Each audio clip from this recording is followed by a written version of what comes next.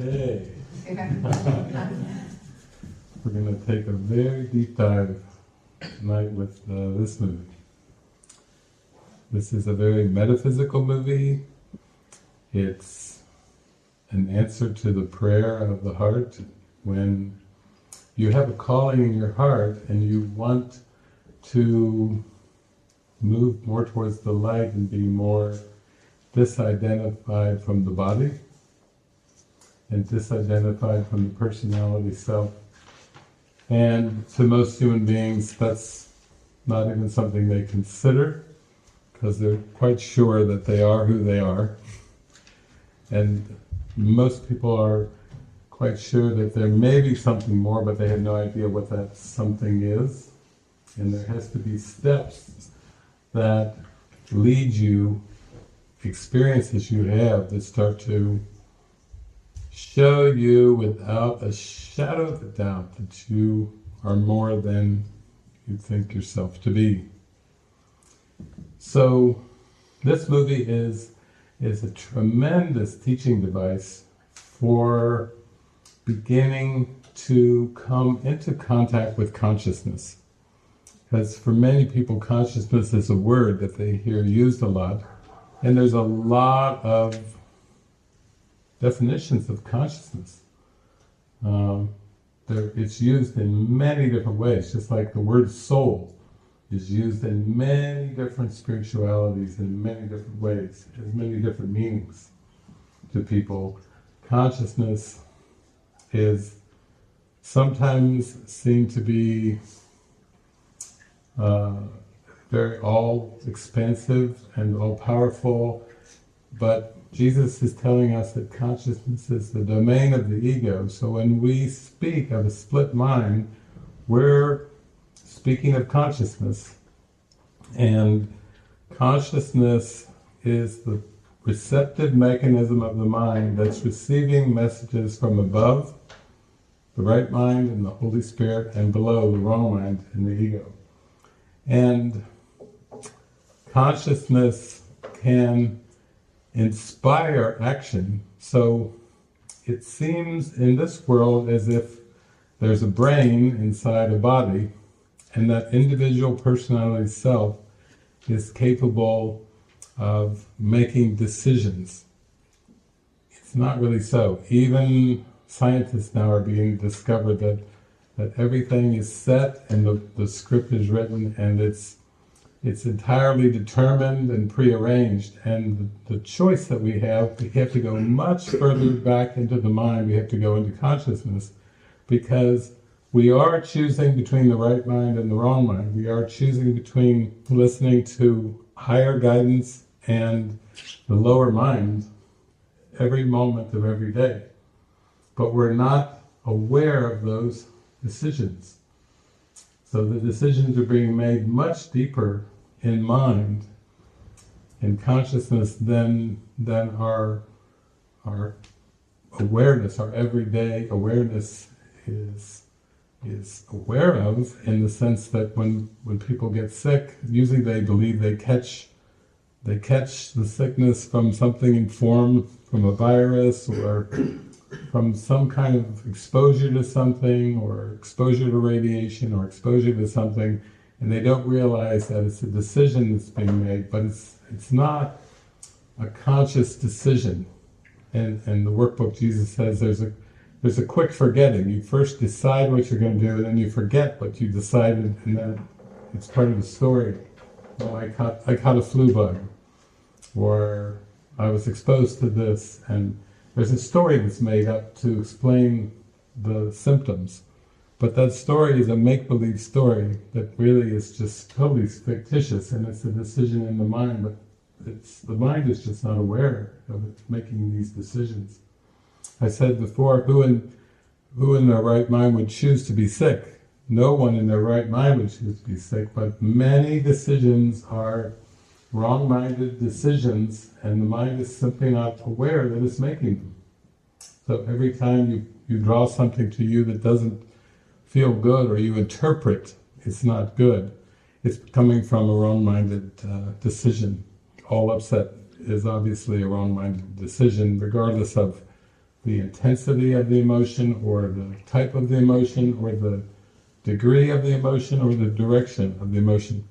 This movie is going to center on a main character, Captain Coulter Stevens, and it's going to be an assignment that he's going to have. But as we go deeper into the movie, there's going to be a lot of mysteries.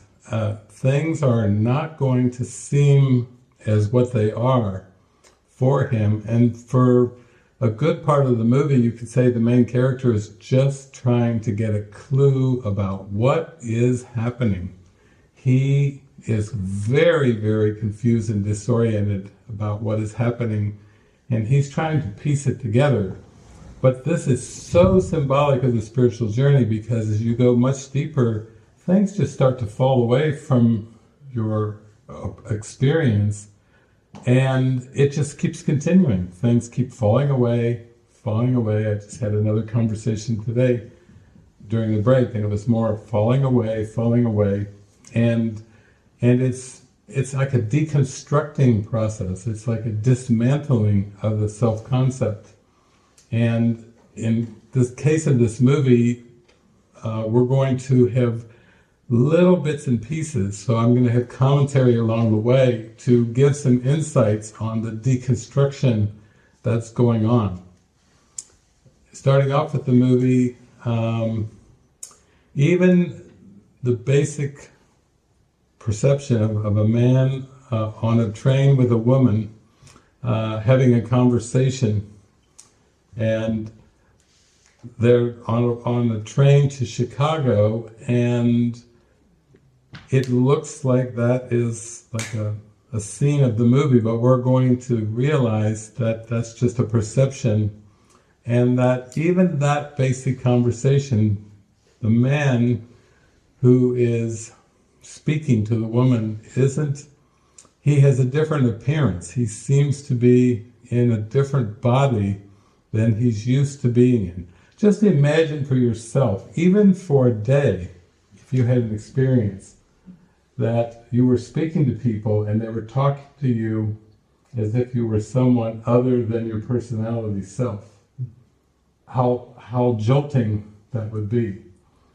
In this case, the woman's going to get this impression like it's a real spontaneous, fresh conversation, and she's used to talking to this man, but she has experienced him as completely different. And now, during this conversation, she's going to begin having a kind of a connection and a heart opening that she doesn't understand, but she's kind of surprised because Captain Coulter Stevens will come into play more and more in the focus, but originally I think she's calling the man Sean.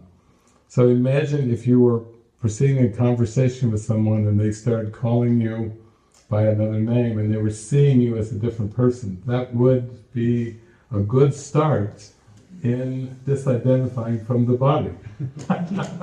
If people were talking to you as if you were someone else. And that's what's going to happen in this movie. And that's just the beginning of the movie. This one's going way, way, way down the rabbit hole, and the commentary will show you the steps along the way.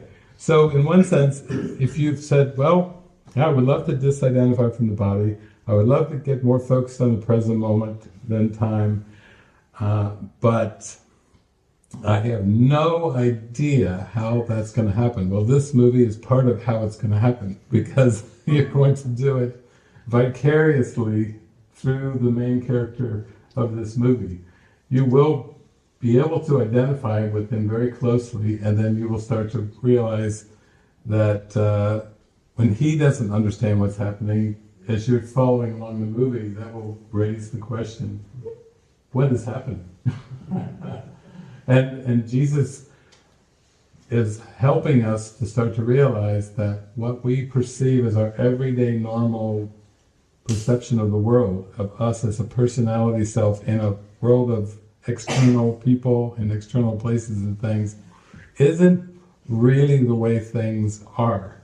And the deeper we go, there's a very, very, very different perception of the world that's going to be shown to us. And it's very expansive, and it's very, very wondrous and miraculous. And this movie really goes there. This is one of the few movies too where, Jesus said, into eternity, where all is one, there crept a tiny mad idea in which the Son of God remembered not to laugh. This has got to be one of the best kind of closing scenes where you actually go through a journey and come into an experience of closer to the unified field, where there's nothing but joy and laughter. And it comes through in a way that's very surprising, to a remember to laugh scene at the very end. It's you can feel the expansiveness at the end of the movie, because it's going to take us all the way to that expansive state of mind, where it's like truly we are all in this together. We're all in the mind together. We're all one self. So let's roll it. And so I'll get the commentary as we go in, because let's put your Sherlock Holmes hats on today, because we're going diving into consciousness. So Captain Calder Stevens, he's kind of in a situation that's closer to where Jesus wants us to be. Those workbook lessons, I do not understand, nothing I see means anything, I do not know what anything is for. He's inserted into a station, into a state of mind and a situation, we'll call it a dream scenario, that you could see he was hearing some things that seemed to have to do with the military in his mind, but then when he comes into awareness, his eyes open, you can see the look of shock and surprise on his face. It's like, what is this? And then, if that wasn't enough of a shock, then he hears a snap from a pop can, there's a spill of a drink on his shoe. Then the guy's coming asking for his ticket, and the woman across from him is talking to him like she knows who he is, and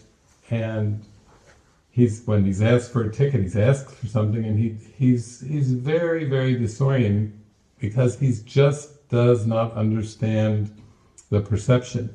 It's a little snapshot of Jesus saying, this is what I want you to come into. I want you to come away from thinking you know who you are in time and space, where you are, what you're doing, with such a strong personal identification with the body and a strong orientation, that you seem to have a memory of how you got where the body seems to be now and where the body's going next. There's a very strong personal orientation, and that is the ego's projection of a character that it has made up to take the place of your Christ reality, of the light. So the more anchored in and the more identified you are with the character, with everything around the character, which we've all taken on to be survival, well, we better know who we are. We better have our identity cards with us at all time. We better have our little supercomputer. Don't leave home without it. We've got a lot of things that we believe in that are so tied into survival, and Jesus is saying, yeah, it's all part of a body, personality, identity, survival game. You're playing a game that you have to unwind from. And there will be a series of steps that will allow you to unwind from that identification.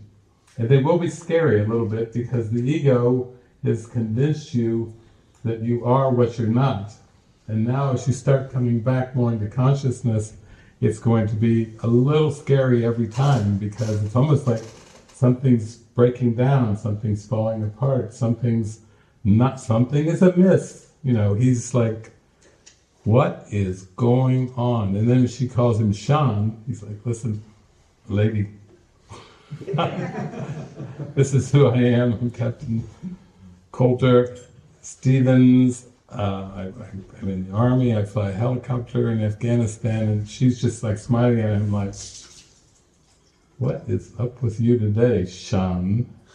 So he seemed to be slipped into an entire different person, and that's going to be part of the device that this movie uses to free us from thinking we are who we are. Because we have a lot of insecurity tied into this personality identity. And we need it rinsed, we need it washed really thoroughly from our mind in order to feel the vastness of who we are. Okay, here we go. It just gets more interesting as it moves along. Starts off with a train going to Chicago, and then it's like, whoa. I think our friend Maria had a roller. This is a little more extreme. So he's just on this train for minutes. He looks in the mirror. It's some guy he doesn't know. He looks in the wallet. It says Sean Fentress. He doesn't know who the woman is. He's saying, what is that? And the guy says, Chicago. He has totally been thrown into a scene that he has no identification with whatsoever. And then the scene ends with the plane, or the train blowing up, completely blowing up.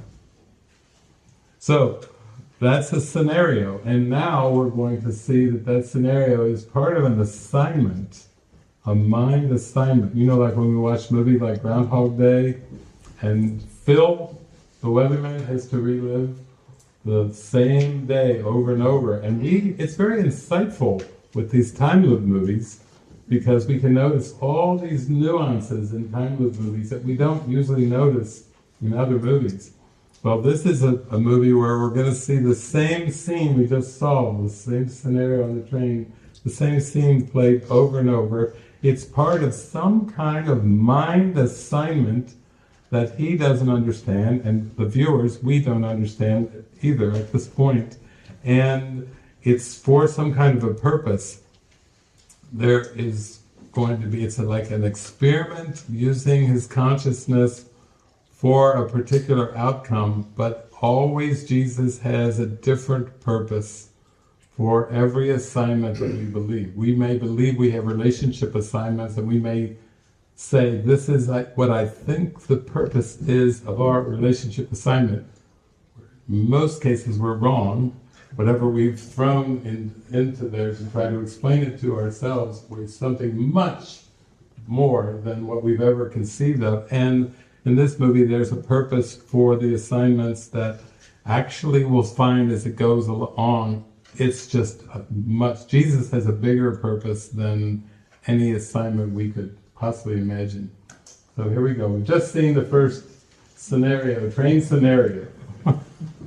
So clearly, after the first 8 minutes, and then what he went through with Goodwin and a man coming on the screen and everything, he's now oriented from completely disoriented about it to now he is seeing the train as a simulation, and he's saying, look at the detail. That's one of the first steps that Jesus wants us to do, is look around and go, look at this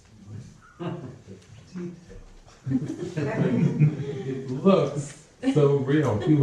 Jesus would love it if we would just start to see the world, just begin to see the world as a simulation, because we're not going to be able to advance too far in this curriculum if we don't.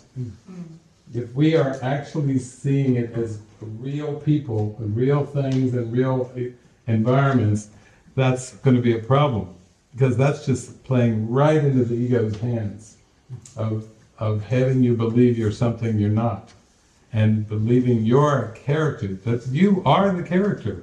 And you not only are the character, but you know about the character, you know the history and the ambitions of the character, and you know the environment that you're in.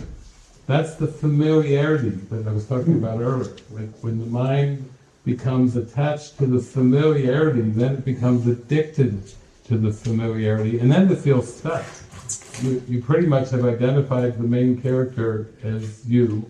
You've got all these issues which you can write out, and you know what the issues are. When somebody talks to you and say, what's going on with your life? Well, you want to sit down, you have a few hours, a few weeks, I'll tell you about myself, I'll tell you what's going on in great detail, all the issues that are going on. And it's all a simulation.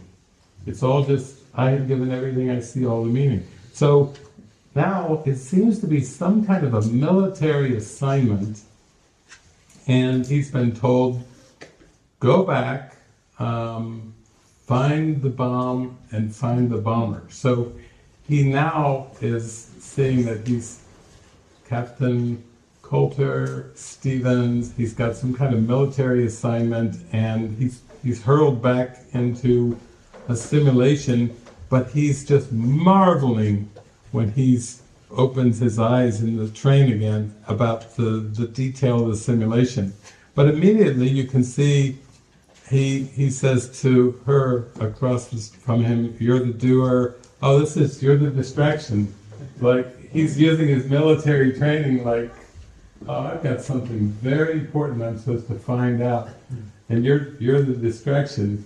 And yet she's very lighthearted with him because it can seem that we're given specific instructions for particular scenes in our life or particular scenarios, but obviously there's some greater purpose that's much bigger than any assignment that we could perceive. It's huge. It's like forgiveness. It's forgiveness of the whole world. And somehow we've got to be led back into that experience of seeing the world as like a lucid dream, when we are not seeing it as a lucid dream. So here we go. He's on his mission now. He's been told, find the bomb and find the bomber. So he's got a purpose, a military purpose. And meanwhile, you notice when they said, "Where's your ticket?" he was able to scoop the ticket out. You see, he's flowing with it. You know, he's like, "Okay, I'm in it now. I'm in it. I'm with the game. I'm playing the game now. Playing the game." And he's adapted a little bit. So, what the movie is doing is it's little by little kind of showing us that the perceived world that we seem to live in, that seems so real, is a simulation. It's just a simulation of images. Even most scientists on the planet now, if you really ask them what is actually going on, many scientists now believe that what we call daily life, what we call this world, is a simulation. Elon Musk is one of them, along with many others. They don't know who is running the simulation. They don't know how the simulation got started. They really don't know anything more, but their hunch is that we're watching some kind of simulation where things just keep repeating. And we know how it is in daily life. We see enough repetitions, and there's these slight changes and events that happen, but it seems very much like a simulation, and we could say it seems very, very real, which a simulation is intended to be. There's so many movies that show The Matrix, came out, 1999. The Matrix was showing the world as a simulation. And everybody watched it and was like, what? That was really a strong introduction of the simulation idea, but it came before that. So first thing is this movie is kind of showing that there's a simulation, and he's given a purpose for the simulation. Find the bomb, then find the bomber. And now Goodwin's saying, civilian lives are at stake, and it seems to be part of some kind of a bomb threat in Chicago that could kill many people, and he's being used in a military exercise to try to find and perhaps prevent a lot of murders. So he's now got some kind of a military context for the assignment of what he's supposed to be doing.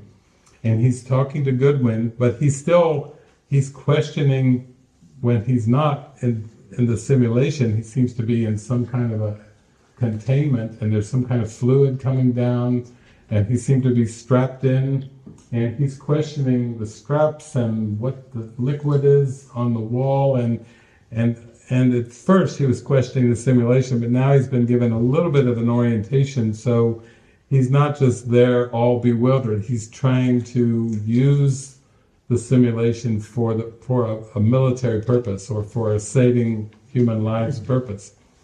Now she said, go in and start to get to know the passengers, but basically telling him, there's 52 cell phone calls, and one of those cell phone calls is the bomber that's going to detonate.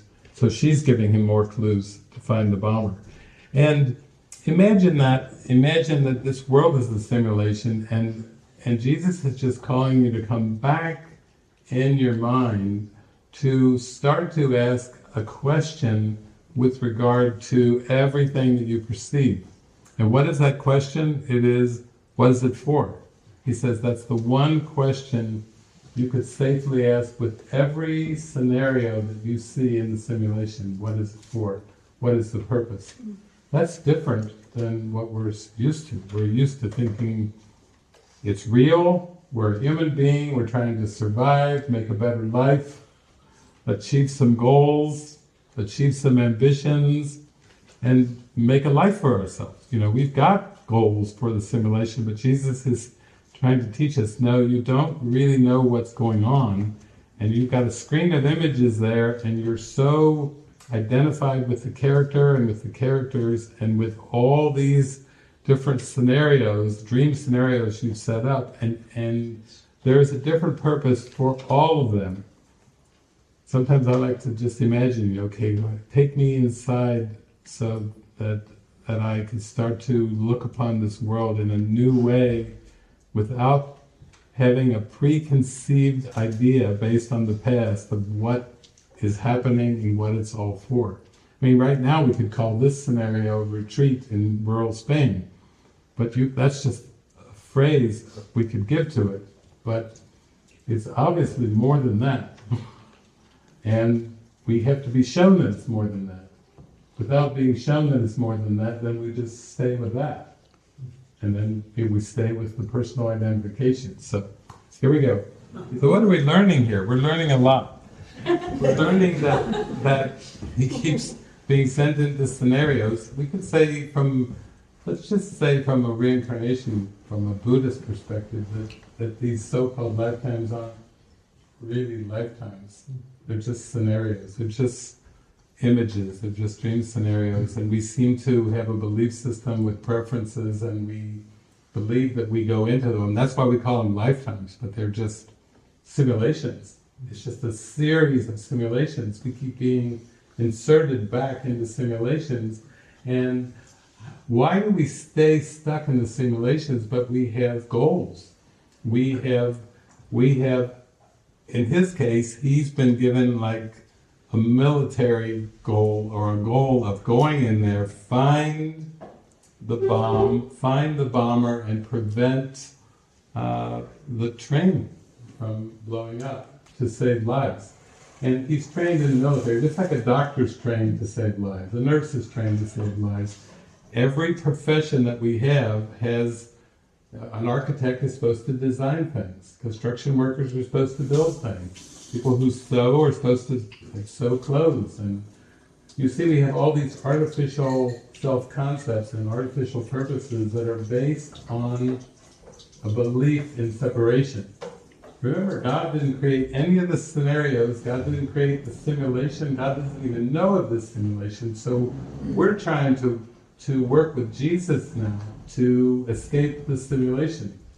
And the thing about it is, at first he had no clue what was going on with that 8 minutes in that train. He was very disoriented. Then he goes and he sees this other guy in the mirror, and he's like, now, what is happening? Who am I? What is going on?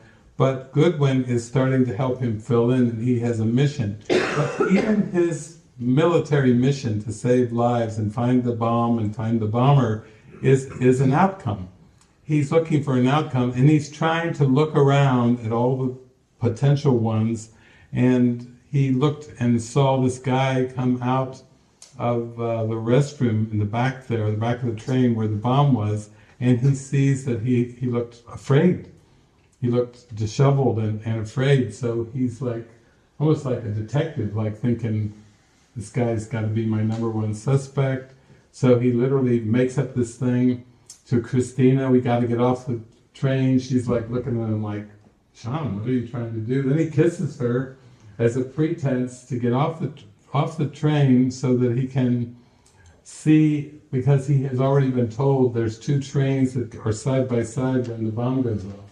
and somebody detonates it from outside. Must be watching the trains when the trains come side by side. So you see, he's trying to use his mind, his military training, to do his job. Find the bomber, find the bomber, and then try to prevent the explosion.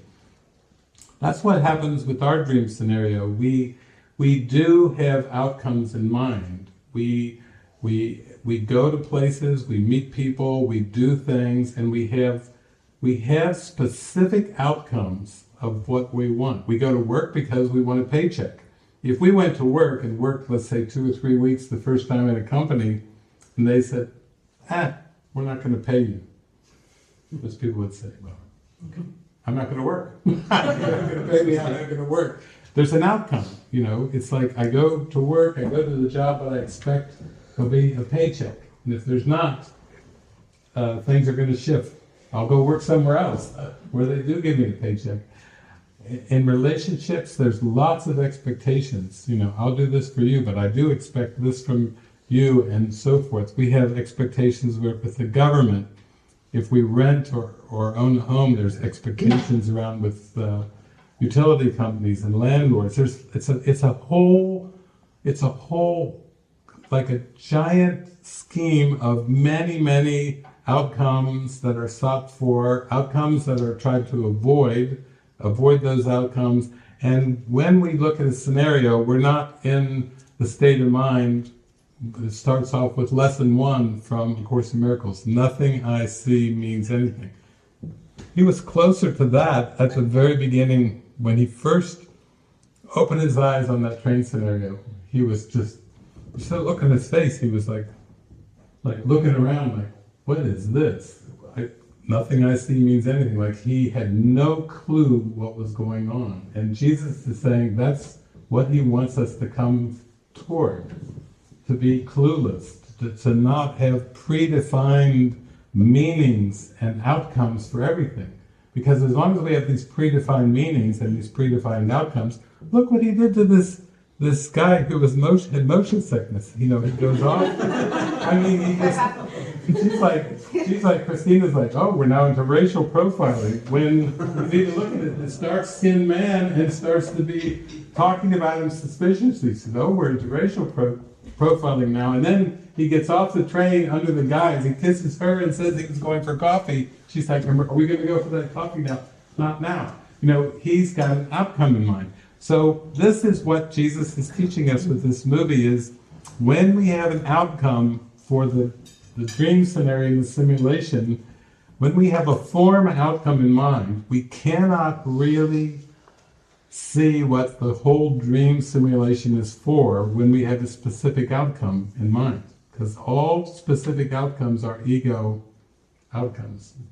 And there is an outcome that's not really an outcome, it's coming inside, and that's forgiveness. See the false as false. See the world. See the simulation with the Holy Spirit. That's what Jesus is going for. Is see the unreality of the simulation. Even with Elon Musk and all the scientists, okay, it seems to be a simulation, but they don't go the next step. That the simulation is illusion, it's Maya, and it's a trick. They're looking for what caused the simulation. But the scientists don't know that it's the ego. They don't even know what an ego is. That they're more for trying to get outcomes and solve problems, like we heard from Socrates. But here, we do know that there's a point for all of this, and we do see now, whenever he goes in with that specific outcome in mind, he is, knocking people over, and he is attacking people. He is doing all kinds of things because he has a specific goal under the guise of saving lives. He's getting quite aggressive at times. And Christina's going, what is wrong with you? Are you insane? Like, she just sees Sean. Somebody that's mild-mannered Sean, a teacher. He's gone berserk now. He's like going after people and doing things that she doesn't understand either. So here we go. That's our next phase of starting to see. He's got issues now because he's trying to fulfill a specific purpose with a specific outcome. So it's beautiful. Even with that scenario, he was told what to do, go get the gun. He wasn't successful. He got locked up and was bleeding on. But then she comes and he says, you know, what would you do if you just had a minute left to live? He's getting philosophical now. Yeah. He's, even with his assignment, he's like there with her on the floor saying, what would you do if you had only a minute to live? And he said, I would call my dad. Oh. This is what happens when people are on their deathbed scenes, you know, what's most important, covered over by all the crazy minutiae. What would you do if you had a minute left to live? I would call my dad. He has a love for his dad.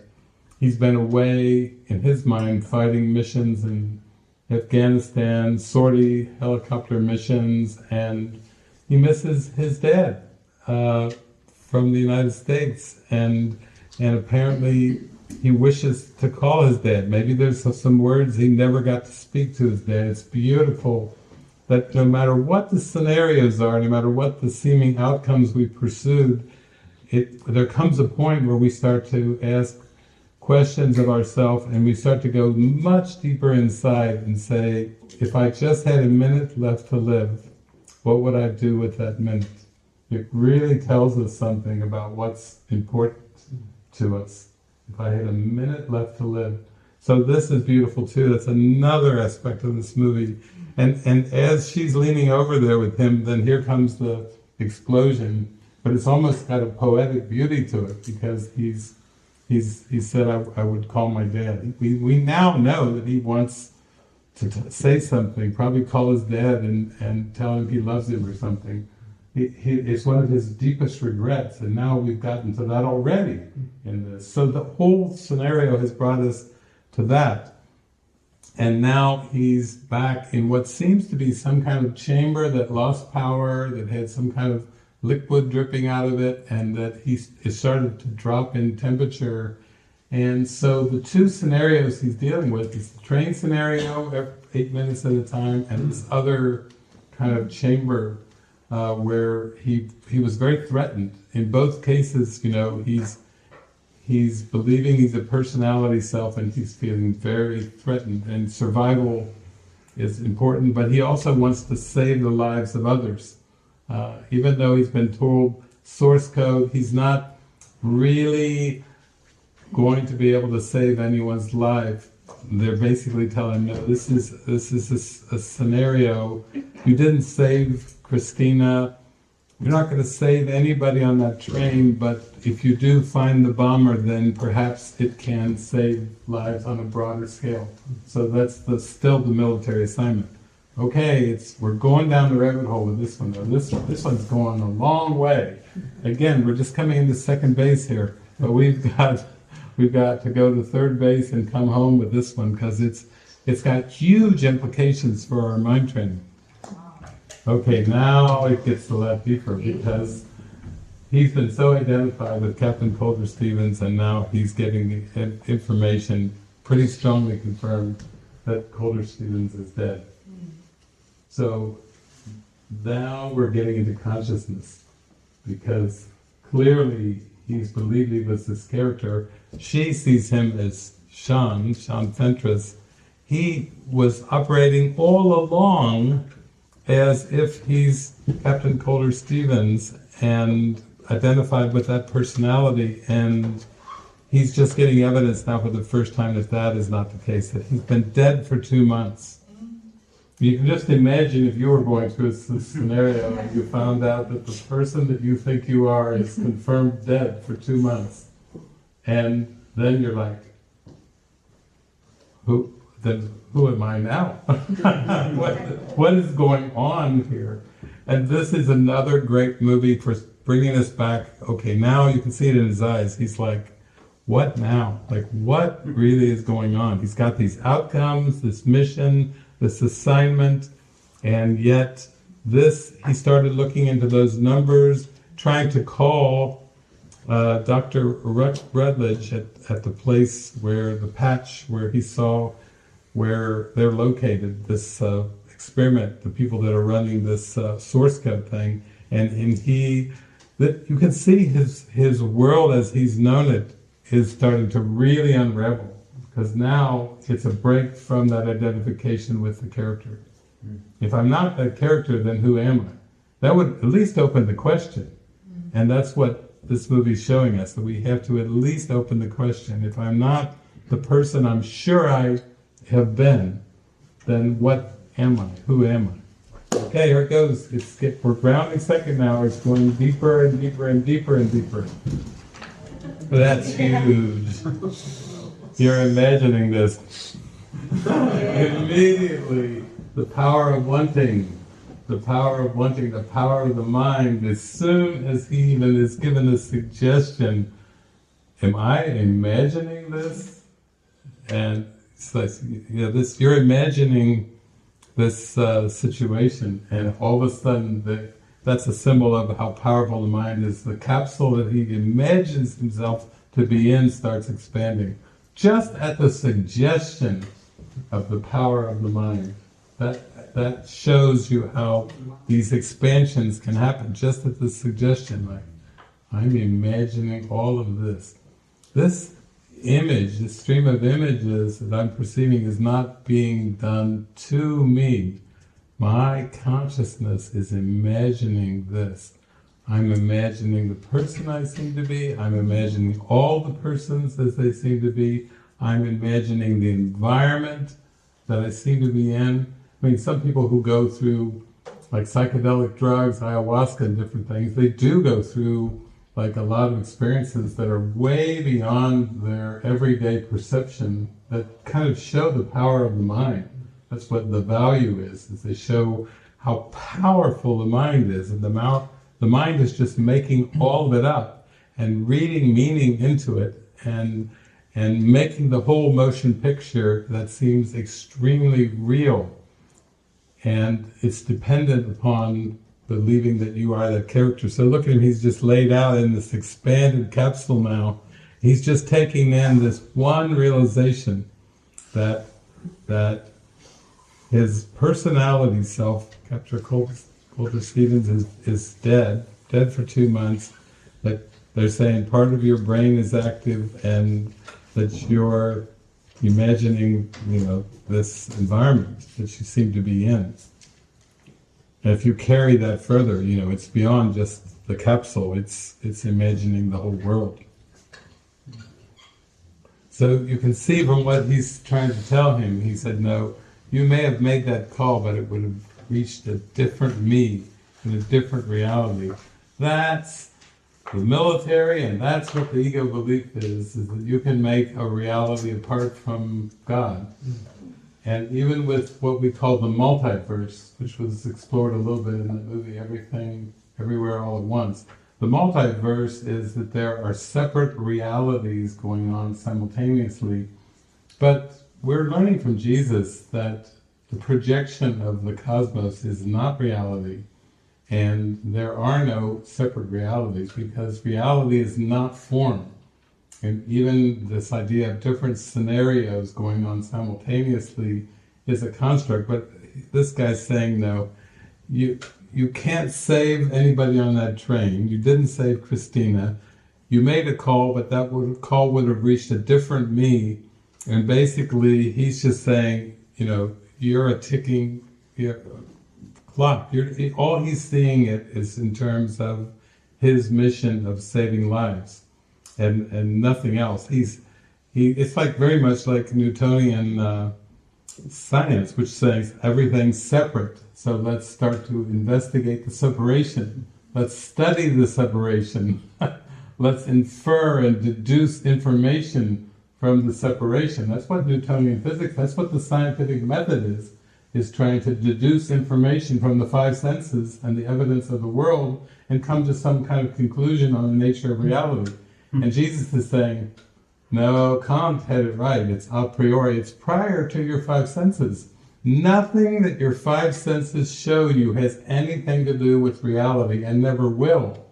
But the key thing is, if you identify with yourself as inside the matrix, inside these simulations, then you don't know who you are. You're choosing to be identified with littleness. You're choosing to be identified with a personality instead of the vastness that you are. And the first step is to start to come into consciousness, and that's what's happening in this movie. Now the character that you thought he was, Colonel Stevens, he's basically sees that he's not that. And now he's got the questions, and they are not answering his questions. They're more like, focus on the mission. Focus on the outcome. We want an answer of where the bomb is, which they already know now, and who the bomber is. So you see, the ego will always attempt to focus on specific outcomes to prevent the mind from going back and seeing the big picture, from seeing the world differently. And that's the goal of the Course, and the goal of all deep spirituality is to see the world differently, from a different vantage point, and to see the entirety of it, to see the vastness of the true identity. So, the military goal was to find the bomber, to prevent the big dirty bomb from going off in Chicago and killing millions of people. And in that sense, he's gone in. It wasn't until he heard his father's voice, he was resisting even going back into the simulation until he heard his father's voice about him being like a hero, and then he went back in. So Jesus is showing us here that as much as we may believe salvation, saving, is about saving people, saving situations, preventing things from happening in a script that's already prearranged and pre-written. Jesus is teaching us in the Course, he's saying salvation is of the mind, and it's only attained through peace. He's telling us what needs to be salvaged, and it's our mind. It's our sleeping mind that believes in the ego that needs saved. It's not about saving people. A lot of times people go around, are you saved, in terms of Christianity? Do you know Jesus and everything? Yeah, it would be so easy if it's, yes I am, I'm saved, It's like, Jesus is like, no, it's not the people, the dream characters that are projected that need saving. It's the mind that believes in the ego, that's asleep and dreaming in an insane world, that needs salvation. So he tells us the what.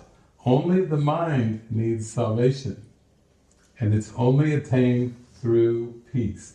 He tells us the what and the means. He's giving us the whole thing. He's giving us the keys to remembering ourself as Christ. The what is the mind needs to be salvaged, and it's through peace. You can see here, Sean, he now knows he's something in consciousness. He's not character, he's not Sean, and he's not Captain Coulter. He's not either of those. He's seen this scenario over and over, and he's been told it's just source code, you can't affect it, you can't change anything, you can't save anybody. But now he's found the bomber, but he did what was asked of him, find the bomber to prevent the bombing of Chicago. But you can see at this point still, that's not the lesson.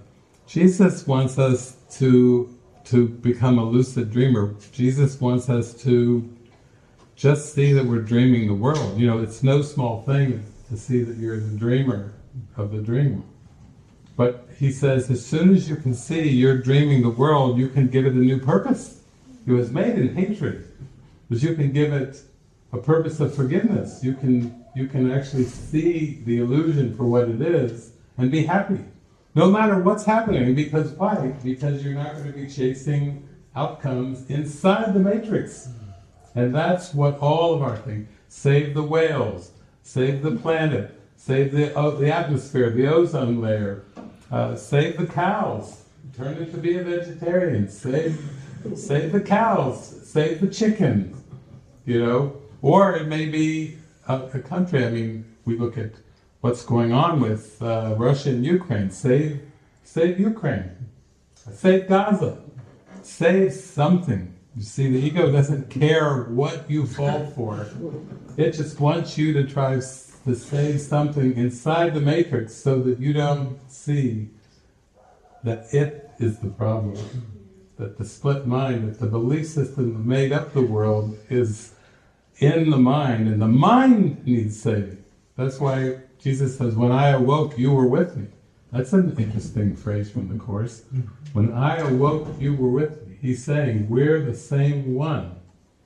You just have to be convinced and remember that it's not the world or anything inside the matrix that needs saving. Oh, I need to save this marriage. Oh, I need to save my relationship. Oh, my father's on life support in such and such a hospital. I need to do something to save his life. You know, we have great movies in the Movie Watcher's Guide to Enlightenment, The Fountain, where the character's so bent on trying to save his partner, his wife, that he keeps missing what she's telling him, you know, finish it. She's telling him, go into your mind and realize the truth of who you are, finish it. And he's thinking he needs to find the drug, the wonder drug that will save her body. It's not the body that needs to be saved, it's not scenarios, it's not specific things in the world. And here he is, and he's looking across at Christina, and she seems to be dying, he seems to be dying, and he's seeing a scene where this guy is off now in the van with the bomb. And again, Jesus is just saying, well, it's just another scenario. You don't have to save Chicago. Even in this scenario, you don't. It's not Chicago that needs saving. You see how tempting it is. If all the bodies were real, then that's a pretty good 2 million people save the people. But he's saying, no, save your mind by forgiving the world. So here we go. This is deep stuff, but now he's got to take some more steps because he's seeing right now that this is, you know, what he thought he was going to try to do. He tried again in the scenario and it didn't work out. Wow. Wow. Power of the mind. Yeah. To let all things be exactly as they are and not try to think you need to change anything. Isn't that relaxing? That's all we're here to do, is to let all things be exactly as they are. To not judge anything. That's what Jesus said, judge not. So this movie is so good for that. Because of all the energy that gets put into trying to change everything. Thank you.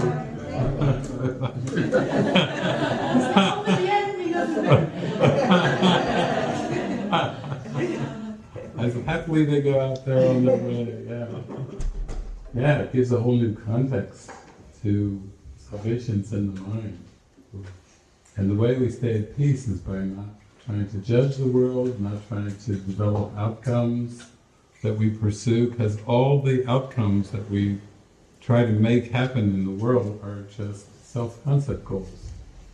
More of this, more of that, less of this, less of that. Things would be better if they were different. And Jesus is like, no. She says at the end, well, what are we going to do today? He said, why don't we just stay right here? Stay right here in this moment, you know. That's the joy. But you can feel the lightness, like it takes the pressure off onto trying to solve something about the personality self, or solve something about the world.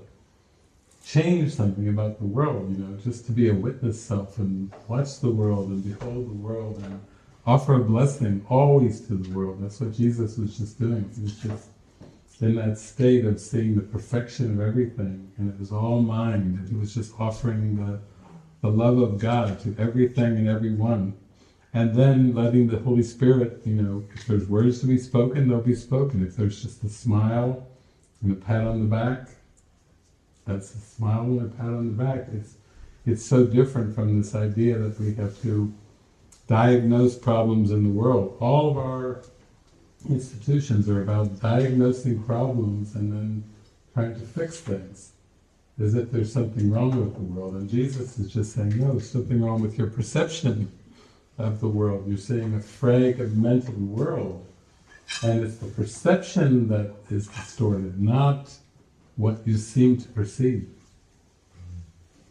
It's just, it's like that part in the Course, in the text, I am responsible for what I see. I choose the feelings that I experience, and I decide upon the goal I would achieve. And everything that seems to happen to me, I ask for and receive as I have asked. It's just, it's all happening in the mind. And when we don't try to change the world, when we don't have ego goals for the world, this person needs to act a certain way, this person needs to change, this person needs to be different, we start to realize, oh my God, there's just a misperception. Okay?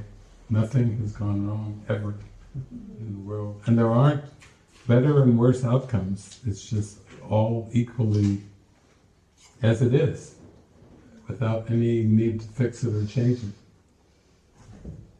So there's no personal I that needs things to be different. I need more money, I need less money, I need more intelligence, I need less intelligence, I need more freedom and mobility of the body, I need less freedom and mobility of the body.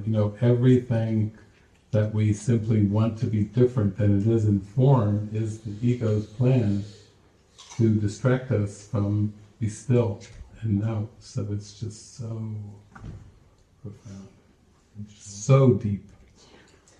But that movie, you could vicariously go with the character and see, okay, it's not what he thinks. He's not Sean. Oh, he's not Captain Calder. Oh, he's dead. Oh, he's not dead, alive. We don't have to think like that anymore. It seems like it converted back to the call came through, and before anything could even develop with the train that morning, it was all already done, wrapped up with the cell phone. So yeah. And then even though that whole perception of a crisis was eliminated, you could see the Dr. Rutledge's character was like, one of these days a crisis is going to come along. The ego is still hoping for a crisis so it can use something to gain fame and notoriety. As a person, you could see the motive of Dr. Rutledge there at the end. And you could see, he and Christina were just there, and it was this beautiful, shiny reflection in downtown Chicago, and on a bright sunny day, everything fresh and clean and new. So that's it. Thank you. Source code. We've tapped into the source with that one. Yeah, it's like we're off the hook. We don't have to try to change the world. We don't have to try to save things.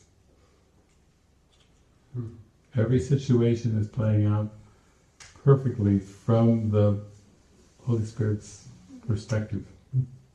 All we need to do is join in that perspective and stay aligned with that perspective. And when somebody asks you, how are you doing? You could say, no cares, no worries. Good on you, mate. Speak from the truth. Yeah. It's like that. Good on you, mate. Good. It's all good. It's all good. There's people that use that a lot. How's it going? All good. All good. Yeah. But I mean, from your heart, to really feel it and mean it. It's all good. That's humble. Yeah, it's truly humble. That's like our title of our weekend was "Do Not See Error," so that's a big key right there. Seek not to change the world. Seek rather to change your mind about the world. What a life! What a state of mind when you're not insisting that something needs to change in form. Imagine how peaceful, without any insistence that something be different in form.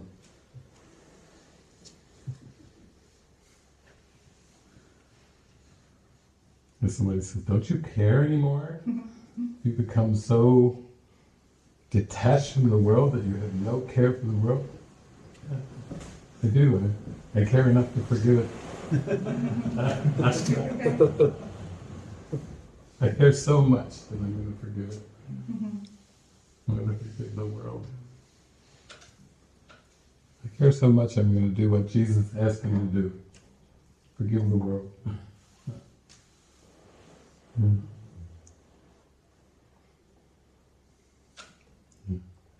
I've seen that film more than once, and even when you started introducing, without saying, I knew it was that film you were going to show, and I felt some resistance come up. But I'm so happy for your commentary on this, because I think the other times I never totally got it.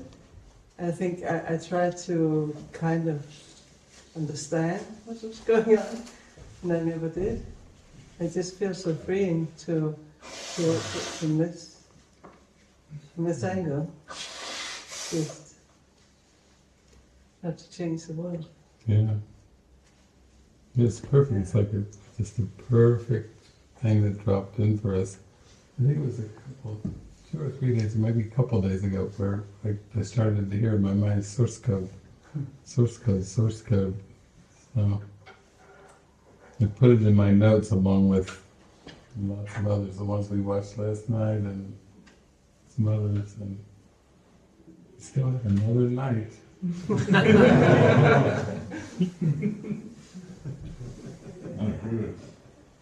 We were looking at one that Herpy was filming, but then Jenny said, I've shown that movie so many times, and even recently, so that was the one. Chances are, because it's interesting to re-perceive relationships from this perspective, not wanting to change, fix, change anything in the relationship, but just really coming to that place of allowance and acceptance. Yeah, that's a big one, because the temptation is if this would just change, or it could be better. It could be much better if, and the ego is always trying to change the world, save interpersonal relationships, save Mother Earth, save the planet, save the country. This is a year, 2024, there's a lot of seemingly major elections happening all over the world. We've got one coming up in the United States and everything, but then from the perspective of this film, salvation is for your mind, and it's salvaged through peace. This is what needs to be saved, and here's how it's saved. It's just boom, boom, 1, 2. You can use that one sentence from Jesus with anything. Only your mind needs to be saved, and it's only saved through peace. It's one sentence in the book that it says so much. It's the what and the how, in a very direct way, in one sentence, and I remember the first time I read it, oh my God, one sentence from Jesus is so strong. But then the practical application of that, it's one thing to just say, oh, okay, I'm starting to grasp metaphysics, but the transfer of training, to take that one core thing and then transfer to whatever is up. Even like with this movie, oh, I've seen that movie before. Now I see.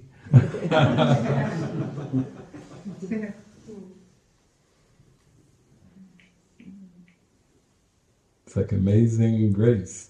I once was lost, but now I'm found. I was blind, but now I see. It's such a famous song. It's got such powerful lyrics. Yeah, I once was lost, but now I'm found. Now. Yeah, come back to the now. David, I didn't get it completely, so I was a bit confused, because you say it's not about form, but he wanted to save the world. So that was why he wanted to get in and save the train. And then she took him, she ended his life by pushing a button. Then it stopped, and then all of a sudden he was alive in the thing. So I missed something there. It froze and then it continued. Yeah. Yeah. To me, I took that part as like, well, when your mind shifts and you see it differently, then it still seems to be a moving script. It still seems to be images, but your mind has stopped judging them, and then the spirit can come through. So the spirit has to come through us in ways, when we're right-minded, it will still use the symbols of the world. To me, when I saw at the end, he kept saying, put me back, I want to save her. He still was not believing that the train had exploded and all the people were killed and that he could do nothing. He just had to just give up and accept that. He still had that impulse to save. But I think it was more like he felt like he had wanted to go through certain steps. And Jesus does say everyone has their part to play in salvation. So the characters, when they're given over to the Holy Spirit, play out their part in whatever way that is, whatever form that is. But it's just it was more for him a sense of completion, of kind of taking it back, and even that scenario where he and Christina were dying in the parking lot, he was like thinking, that wasn't so joyful. It's got to be a more symbolic, happy experience. And then when he got in there, you see how swiftly he moved. He went back and he got in to get the gun and the handcuffs and just and was so lighthearted. And then emptied out his wallet of all the $126 to pay a comedian, saying, I bet you can't make them all laugh. And of course the comedian wants to make all the people laugh. Okay, some guy just gave me some money, and then all the smiling faces, it all is a freeze frame. You can see all the laughing faces, which is kind of like a snapshot of a happy photo where everybody's beaming. We've been putting some of the photos from our trips this past week up on Facebook, and people were making comments like, oh my God, everybody's just beaming and glowing, but that's just symbolic. And then I think too the idea that she seemed to, on the timeline, she followed what she had said. He said, we'll end your life after the source. He said, just do it one more time and then end my life. And she followed through to keep her word, even though her boss was not intending to keep the word. He had grand ideas for telling him one thing and using his consciousness, for source code and everything, but she kept her word. And then it kind of shifted back to a different part of the timeline where basically it was all handled. So it was just, there was no explosion and things. And in one sense, it's kind of how it works. Like when your mind is healed, then you do start to see lots of reflections. I mean, I was doing the course many years ago, and I was actually going to take my grandmother some lunch. And I used to always go to the same grocery store to go to the salad bar to make her a salad. She was probably in her 80s or maybe 90s, early 90s, and I remember one day I was going to go bring her salad, and I was doing my course workbook lesson, and the lesson I was working on was there is no death, the Son of God is free. That was my workbook lesson. So I went and I got the salad. I was going to go get the salad at the same grocery store that I always go to, but the Spirit said no, because after I did my lesson it said no, go to another one. So Okay, so I went to another one. I walked in, started to walk through the grocery store to walk to the back, and there, my lesson was there is no death, the Son of God is free. And some woman had apparently died in the grocery store that morning, because I was walking through the aisles and there was a woman laid out on the grocery store floor. And I remember looking, and I kind of looked around because she was just laying there by herself, and I looked very closely at her, like her diaphragm and her, to see if she was moving at all, and she wasn't. It was just like a corpse in the grocery store, because I'm going to get my grandmother. But my lesson of the day was there is no death, the Son of God is free. So I kind of saw that, and I walked over to, still working my way back to where the salad bar was, to the frozen foods area. So I was standing with my hand on the frozen foods area, looking at this corpse.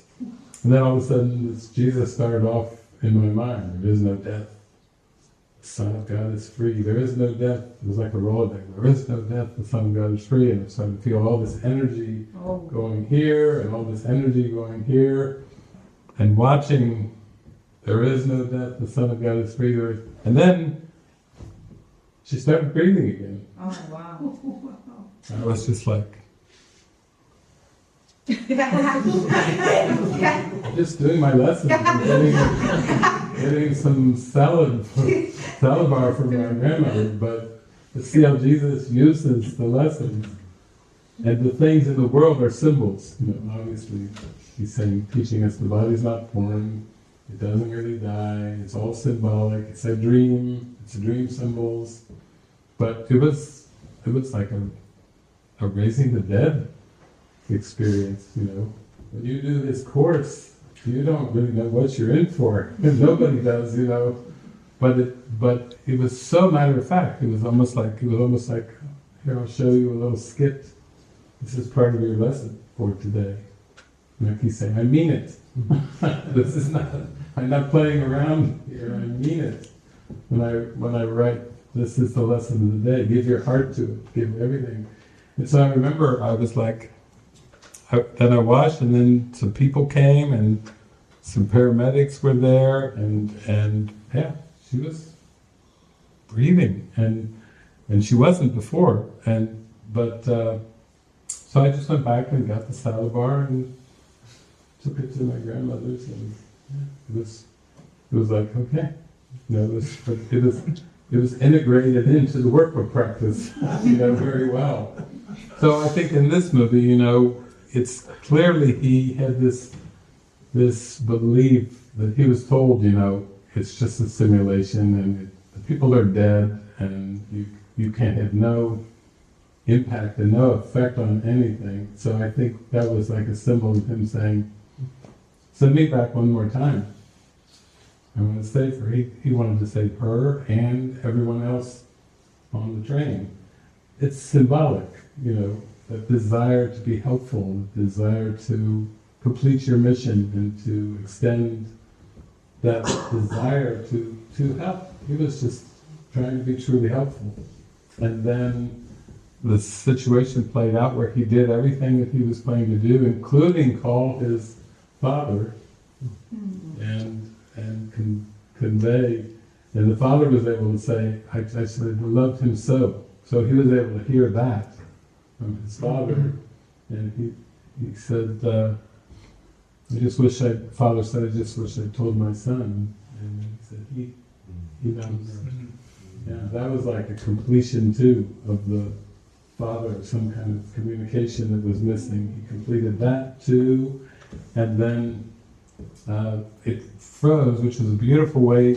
In the moment that she pushed the red button, it froze everything, but then it then carried on, almost to teach us that the world you perceive, nothing changes in the world. The script, ultimately, it still just is a flow of images, but you just are to see it differently. You're just to observe it, to see that it's a dream. We don't necessarily dream dreams at night and say, all right, Jesus, do a freeze frame on it and just freeze my nighttime dream in the middle of it. He just wants us to dream softly of your sinless brother. Remember his kindnesses and the love he gave instead of the hurts that he gave. See the dream with thoughts of love, with thoughts of blessing, thoughts of gratitude and nurturing. And I think that's what that was at the end, where she was waiting for him to ask her out for a cup of coffee, and then he just said, yeah, I don't have, just to let you know, I don't have any money. He gave all his money away to the comedian, and he was just there in the moment saying, what a beautiful day it is, and just happy to be there in the moment. So I think that's all it was showing at the end. The Course isn't really trying to tell us that we need to try to have a goal of changing the world, but it is telling us we have to see it differently, and that differently is without judgment. Just see it without judgment. And you could practice that with any scene that you can imagine, any scene. We have lots of opportunities to practice just allowance and acceptance. Yeah. You could look at yourself, your character, and just go, I forgive her and forgive the script. She doesn't have any errors or issues or problems. She never did anything wrong. Living in the woods, that was perfect. Seemingly not interacting with, that was just perfect. Jesus is like, absolutely perfect. No mistakes. Great job. You did a beautiful job. Jesus is like, perfect. When I worked at hospice as a volunteer, I would go there and the whole place was filled with people who were like taking their last days and weeks on earth. So I was a hospice volunteer, but I would go in, I would get called in I would carry plates of food, trays of food around. I would hear people in hospice rooms calling me in, and I would go in, and I would go there, and I would just sit down and just let the Spirit come through me. What a great life you've lived, and just absolutely perfect, and you should be so grateful. What a fine job you did. And I would just tell them how wonderful their life was, and how it was mission accomplished and mission complete and everything. And then the next day I would come there and they had checked out. They had let go, holding on to the body. They had heard what they needed to hear. Great job well done. I was like saying, great, innocence, there's no guilt, because some of them were like hanging on, I don't want to let down my children or my grandchildren, or there's still this guilt belief, like I can't let go because I'm going to hurt somebody or let somebody down. I was saying, no, not nonsense. We did a great job, and then they would feel the innocence, and then it was easy for them to let go of the body. So they always talk about physicians trying to save lives, or this guy here was trying to save millions of lives. I would clear out a ward if I was there for 2 days. There's a bunch of exits. How many lives did you save this week? I think I lost about 15. But see, you don't have to think like that anymore, because life is not of the body. Life is of the mind. We're not here to save lives. We're here to be happy. We actually are only here to watch the simulation and learn the lesson of happiness, of joy. And then once we get into extreme joy, then Jesus is like, okay, that's enough then. Turn it off. No more need. Yeah. So it's just a perspective. It's just starting to see ourselves without judgment. Let's listen to that song, that all things be exactly as they are. Let not our sight be blasphemous today, meaning let not our eyes be used for perceiving differences, nor let our ears attend to lying tongues. Let's not hear any differences or perceive any differences, Only reality is free of pain, only reality is free of loss. Only reality is wholly true, and it is only this we seek today. That's what was from Jesus was singing in the song. Yeah, that's it. So it's raining, I perceive, and if we want dry cushions tomorrow, maybe they're in. Yes. Oh, Source code. They want that inside. Just handle the During the movie. right during the movie before. They're in the timeline. The cushions are in. Okay?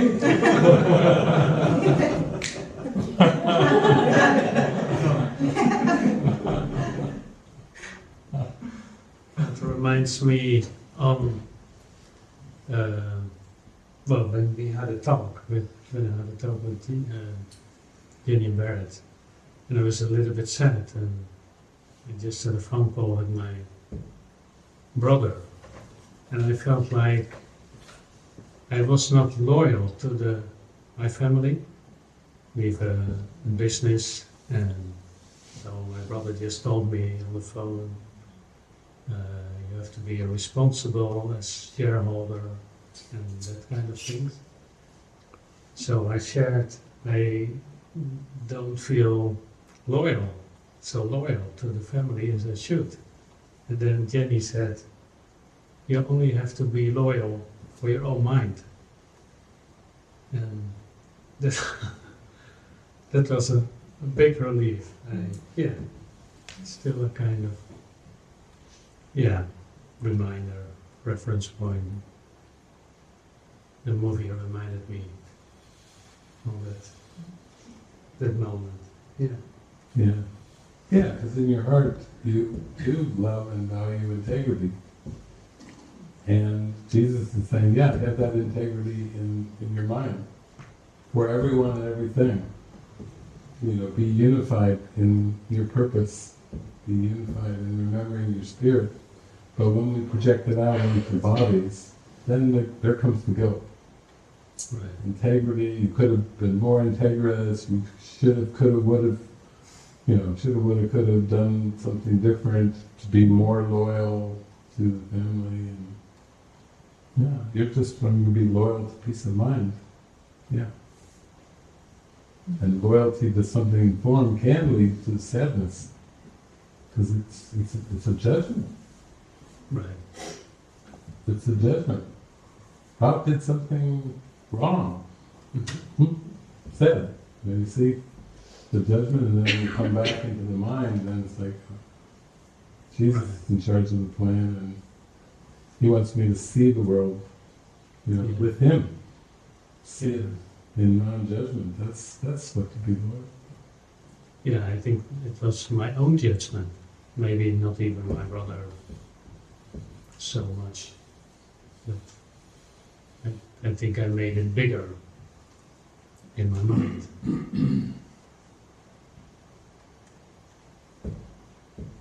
It was years ago. I was traveling, doing course workshops and gatherings all over the place. I was doing so many. I was gone for weeks, months at a time. But I did get the message from my mother and my sister. Your father is in the hospital, and we would love to come back as soon as you have an opportunity. And I continue on with my travels and gatherings, kind of like the Jesus and Lazarus. Hurry quickly, Mary and Martha. Your friend Lazarus is dying. Hurry! Stop what you're doing. Jesus didn't. He continued preaching and doing what he did. Then by the time, he did say something to the apostles like, this one is not to the death. But by the time they got there, days later, Lazarus was not only dead, but he was buried, already in the grave. Everyone's like, what's he thinking? Jesus said it's not to the death. And Mary and Martha crying, Lord, if you just we know that he will be resurrected in the day of the resurrection. If he'd only been here a little bit sooner, our brother would not have died. And then Jesus goes over. He just tells Mary and Martha the truth. I am the resurrection and life. Don't be talking to me about the day of the resurrection like in the future. I am the resurrection and the life, he says, and then he goes over to the stone, roll away the stone. Lazarus, come forth. You know, he is not, it's not a matter of time for him, you know, raising the dead, because he is the way, the truth, and the life. That's the Spirit. So I think that's, with my dad, I remember I continued traveling, and then when I got there, they said, oh, he's in intensive care. He's unconscious, he's in a coma. And I said, okay, well, take me to him. So I went in to intensive care, went into where he was in a coma, and he came right out of the coma. Dave! It was just all, it's all perception. Yeah. And then he's like, he didn't want to talk to me about his body or intensive care, and then he just said, wow, where have you been traveling? Where have you been teaching? That's what he came out of the coma to talk to me about that. And then, yeah. And then he passed away. But I was off again traveling, so I wasn't there even for the funeral. And some of the people were saying, where's Dave? I wasn't there for his funeral, but then I had a trip planned to go back to Cincinnati too long ago, some few years ago I think it was, and I was in the Guadalajara airport in a lounge getting ready to hop on a flight to Cincinnati, and then my sister called and said that my mother had had a heart attack or a stroke and was unconscious, and can you come to Cincinnati? As I'm in the airport already with a ticket to Cincinnati, she's saying, and in my head my phone's sound turned off, but I had to look down and see her name, her Joe, and answered it. Can you come to Cincinnati? I'll be right there. I mean, I was literally in the lounge getting ready to go, and then I went there and I could see she was unconscious, but while I was there, it was just to be there with the family and everything everybody was going through around that. And then I remember going to the hospital and, going in there. We would go in 2 people at a time, and everybody was laughing and talking to her and happy and joyful and fully communicating in the room with her, even though she was laying there unconscious. And her eyelashes, her eyelids were moving a little bit, but I was aware, the communication is not limited by the body, so everybody was just sharing all their love and joy with her, and it doesn't matter whether her body seems to be unconscious or not. The communication is much farther beyond the body and the 5 senses. So that was beautiful too. And then when she passed away, I was there with the whole family, got to be there for that, and then even to the cemetery. Yeah, got to go there, and this big group of people there, and be there with the whole. But it's more like we're just there to offer love, extend love, regardless of the scenes that are before us. To be used as a demonstration of love, if at all. But I was just aware, communication was uninterrupted, that the body didn't break communication. Because I've had people over the years that say, oh, my mother died, I never got to tell my mother how much I loved her, or my father died, I never got to, he died before I could get back and say how much. Tell him now. Now? Sure, tell you now. He's been dead for years. Doesn't matter. Communications of the mind, it's uninterrupted. It's it's not of, we associated it with the body and the five senses, but it's way beyond that. It's, we're always communicating with ourselves, really.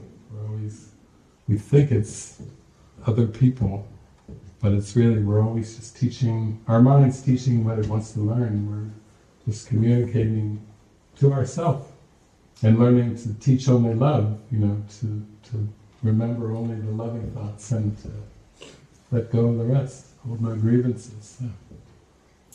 So it's all about waking up. It's, but communication gets used really strongly. So. It was beautiful that your brother called you. It gave you another opportunity there. Yeah. Yeah. Yeah. Yeah. Yeah, that was really helpful. Yeah.